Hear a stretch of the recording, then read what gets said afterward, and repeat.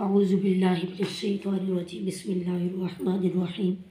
اللہم صلی علی سیدنا و مولانا محمد وعلی آلہ وصحبہ وسیدنا محمد۔ آج میں اس ہستی کا ذکر کرنے لگی ہوں جو کہ دین اسلام دین متین کی خاتون اول ہے۔ حضرت خدیجۃ الکبریٰ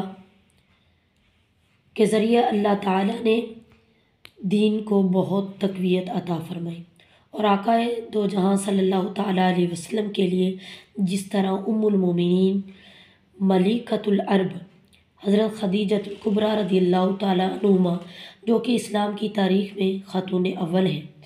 سب سے پہلے جس ہستی نے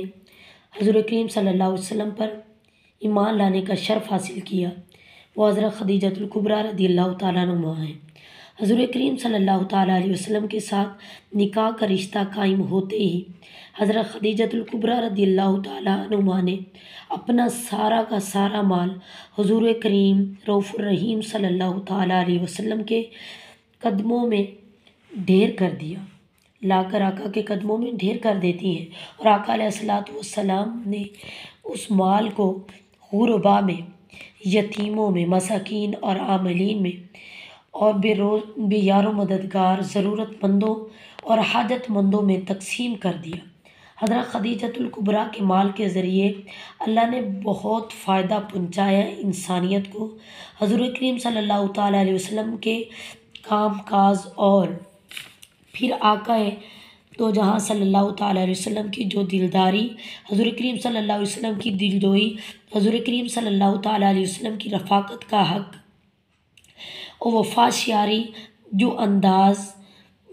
شیاری کا جو انداز ہمیں یہاں پہ ملتا ہے یا جو انداز ہم یہاں پہ دیکھتے ہیں وہ کائنات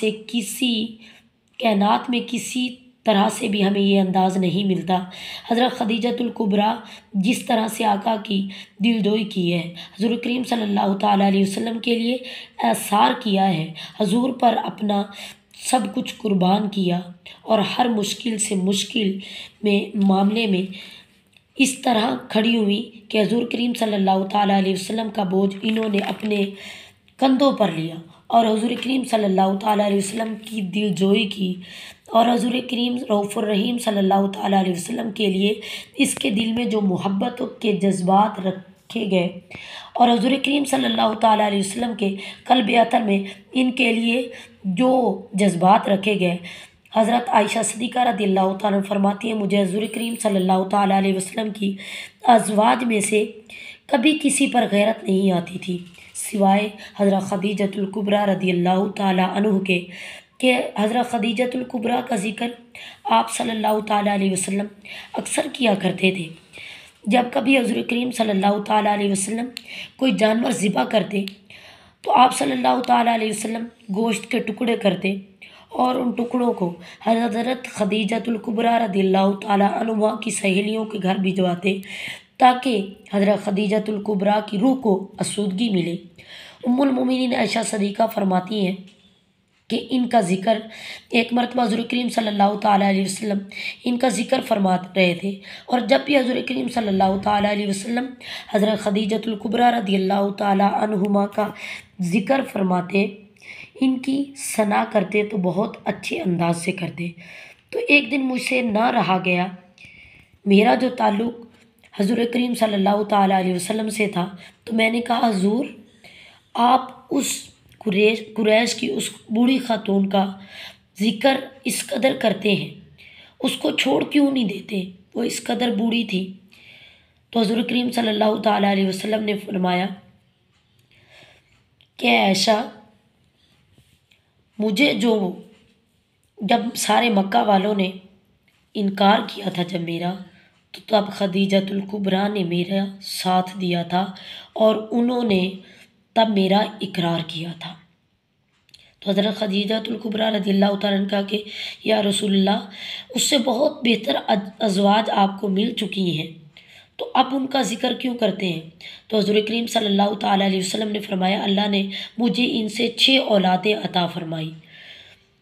جو 2 بیٹے اور 4 بیٹیاں تھیں، سوائے حضرت ابراہیم رضی اللہ تعالیٰ عنہ کے باقی تمام اولاد اللہ عز و جل نے مجھے حضرت خدیجۃ الکبریٰ سے نوازی۔ اور ایک جگہ حضور کریم رؤوف الرحیم صلی اللہ تعالیٰ علیہ وسلم نے فرمایا، حضرت خدیجہ کی محبت کا رزق عطا کیا گیا مجھے، ان کی محبت سے اللہ تعالیٰ نے میرے دل میں ڈال دی۔ حضرت عائشہ صدیقہ رضی اللہ تعالیٰ فرماتی ہیں کہ اس کے بعد میں نے کبھی بھی حضرت خدیجۃ الکبریٰ کے ذکر پر کچھ نہیں بولا، میں ہمیشہ خاموش رہی۔ حضور کریم صلی اللہ تعالیٰ علیہ وسلم فرماتے ہیں کہ ہمیشہ خدیجۃ الکبریٰ میری ڈھال بن کر کھڑی ہوئی اور اپنا سارا مال میرے قدموں میں لا کے رکھ دیا۔ جس وقت میرا کسی نے ساتھ نہ دیا، اس وقت خدیجۃ الکبریٰ نے میرا ساتھ دیا۔